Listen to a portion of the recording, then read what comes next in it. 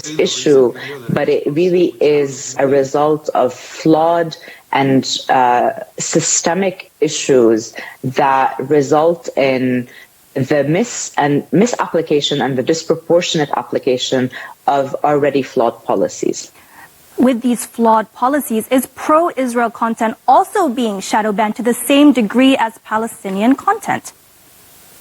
So the report that we published and the cases that we documented did not focus on content that remained online, but rather content that was censored and erroneously removed. However, we did document dozens and hundreds of cases where individuals who commented peacefully in support of Palestine had their comment removed, while at the same time, pro-Israel content on that same post, such as "Make Gaza a parking lot," or "We wish Israel the best in its mission to wipe Palestine off the face of the earth."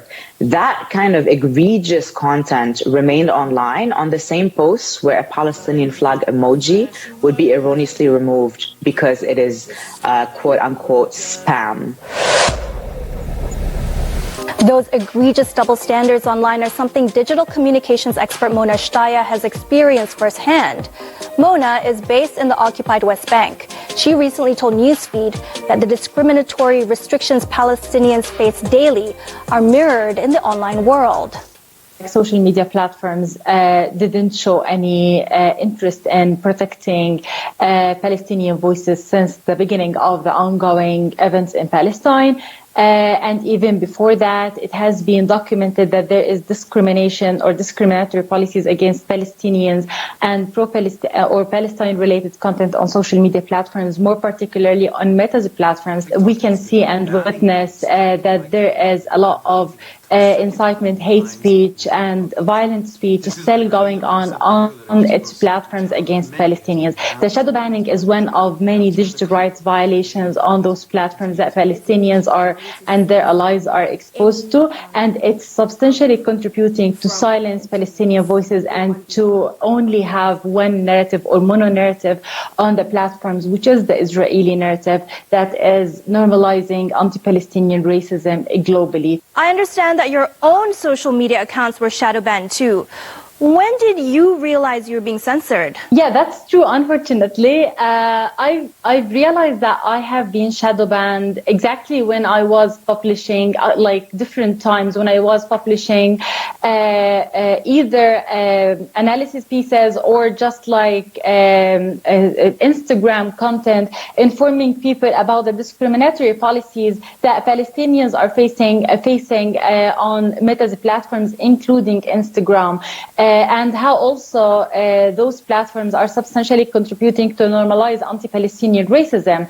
All of those times, I was observing my insights, my account insights, to find that the reachability of this kind of content is not really a natural one and doesn't match the previous posts. And very recently, we've seen how Instagram, they have the new update on their policy around the prioritizing or the deprioritizing of the political content, where so many activists were also calling to change the settings to see more political content. Such kind of measures and such kind of policy changes in this sensitive time is definitely alarming and is definitely contributing to increase or to deprioritize the Palestinian content, and under the claim of those like substantial policy changes for the platform itself in general. And it is contributing to create a more depoliticized generation and a generation who's not aware what's going on in the daily life for people around the world. Mona Shtaya mentioned the term mono-narrative earlier in describing how Israel skews coverage in its favor globally. And one way Tel Aviv continues to shape its narrative is through its education system. Lara explains how the dehumanizing language against Palestinians actually starts at school. The overt, dehumanizing, genocidal rhetoric by Israeli governmental and military officials. Amidst serious allegations, a disturbing reality persists. Israelis making fun of airstrikes. Israelis have been conditioned to dehumanize Palestinians, and it all starts in their education system. Israeli textbooks depict Palestinians as caricatures, primitive farmers, hordes of refugees, or terrorists. You cannot find one photograph of a human being who is a Palestinian. And the only way they are represented are as the problems and threats. They never or hardly ever meet Palestinians face to face or speak to them. The result? You said you think they should be bombed? Yeah. Kids being in Gaza, is that okay? Yeah, we need to kill Arabs. We your babies here. Google a map of Israel in Hebrew, and you'll likely see a distorted reality. No clear marking of the occupied territories. This skewed narrative, also present in Israeli textbooks, fuels illegal settlers claiming divine rights over Palestinian land. It's all this. What you say? It's belong to Israel. You are stealing my house. And if I don't steal it, someone else is going to steal it. No, you have this necklace? That's Palestine, yeah. This is Israel. This is Palestine. Israel. Israelis learn about the Holocaust from nursery school to the 12th grade. A part of that learning is looking at horrifying images or exercises that encourage students to identify themselves with the victims. It is an intentional policy by the Israeli Ministry of Education.